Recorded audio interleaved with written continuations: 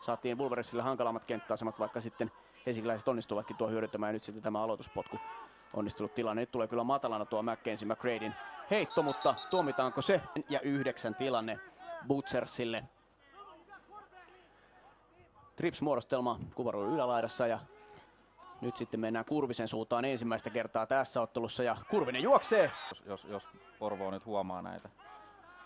No sitten Mackenzie McGrady juokseeko itse pallon kanssa, ei vaan hakee sinne nimenomaan sinne pitkälle tuota palloa ja erittäin lähellä siellä. Vajat 9 ja nyt lähtee sitten Mackenzie McGrady rullailemaan vasemmalle ja sieltä myöskin löytyy jälleen Mickey J ja J onnistuu sieltä myöskin.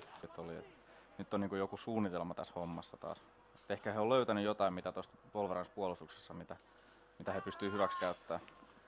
Nyt tulee sitten Viktor Sarvi sieltä antamaan Mackenzie McGradylle painetta ja 3 laitahyökkää kuvaruudun alalaidassa.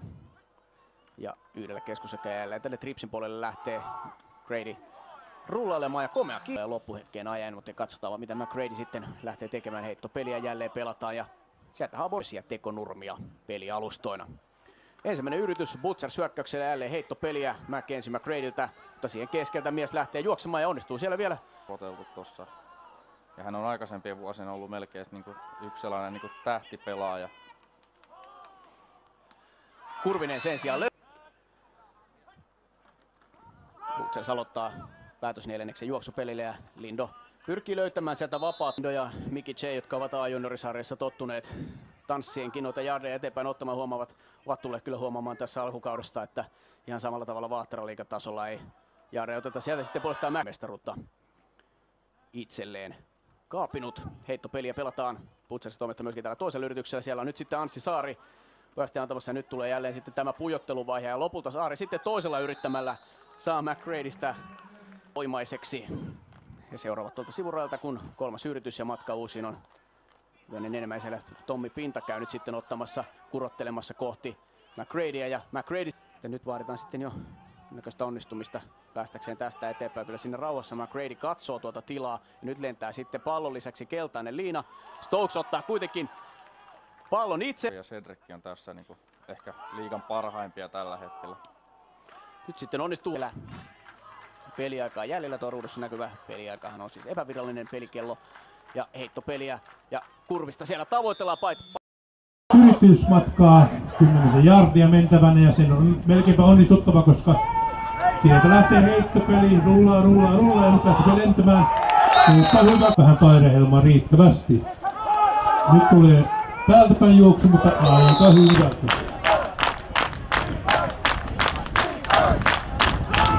Heittopeliä tulee sieltä, pitkä heitto, onko mitä Porvoo juoniin päästäkseen noin 10 jardia menemään. Tuommoista Groobelin tyyppistä peliä tuli, mutta kyllä se valtavasti näytti tosiaan heitolta ulospäin heti suoraan tuolta, mutta nyt 4,5 mentävää. Lateraali heitto sivulle päin. Ei ollut kyllä.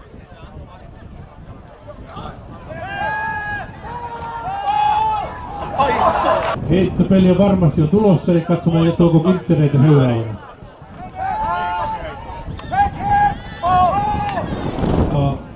55 jardia maaliin.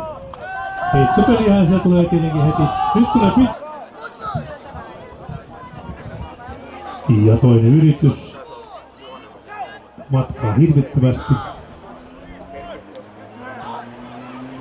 Heittopeliä taas lähtee. Tulee lyhyt heitto, mutta siihen tulee myös hieno Lakkeloon.